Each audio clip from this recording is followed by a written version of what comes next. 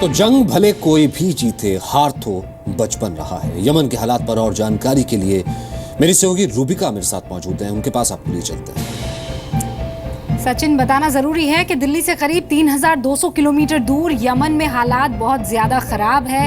ये भी बताना जरूरी है कि यहाँ का संकट पूरी दुनिया पर कैसे असर डाल सकता है और असर क्या डाल रहा है। यमन का पोर्ट बंदरगाह जो कि कहलाता है गल्फ ऑफ अदन, मध्य एशिया में व्यापार का सबसे महत्वपूर्ण रास्ता है। आपको बता दूं, पूरी दुनिया का 11% पेट्रोलियम, सीबोर्न पेट्रोलियम जो समुद्र के आसपास से निकलता है, वो इसी रास्ते से जाता है। दुनिया भर में सप्लाई होने वाले ज्यादातर तेल और गैस अदन की खाड़ी से ही होकर गुजरते हैं।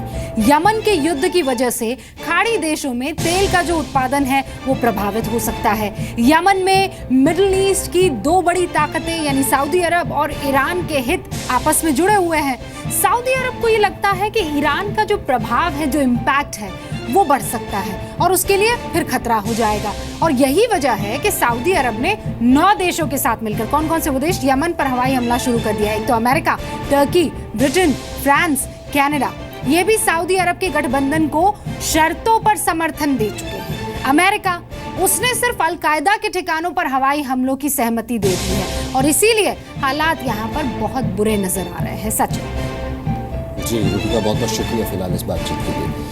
तो जी न्यूज पिछले 1 साल से लगातार ये स्पेशल प्रोग्राम, स्पेशल सीरीज युद्ध आपको दिखा रहा है। इसके जरिए अब तक दुनिया में हो रही जंग या फिर सामरिक नजरिए से खास घटनाक्रम की रिपोर्ट दिखा रहा है, वॉर रिपोर्टिंग दिखा रहा है। युद्ध में उन तमाम मिलिट्री टेक्नोलॉजी का भी जिक्र होता है जो भविष्य की जंग में हार जीत का फैसला करती है। इसी प्रोग्राम को और बेहतर बनाने के लिए युद्ध के दर्शकों ने हमें कुछ राय भेजी है। हम उस राय को साझा करना चाहेंगे।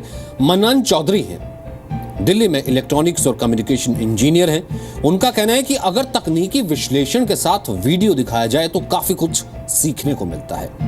वही हमारे एक और दर्शक हैं प्रशांत त्रिवेदी, पटियाला से, इंजीनियरिंग के छात्र हैं। उनका कहना है कि सैन्य पत्रकारिता में सबसे बड़ी कमी है पूरी जानकारी का अभाव। रिसर्च को मिलाकर ऐसा शो बनना चाहिए कि युवाओं का सैन्य और सामरिक मामलों में जो रुझान है वो बढ़ जाना चाहिए।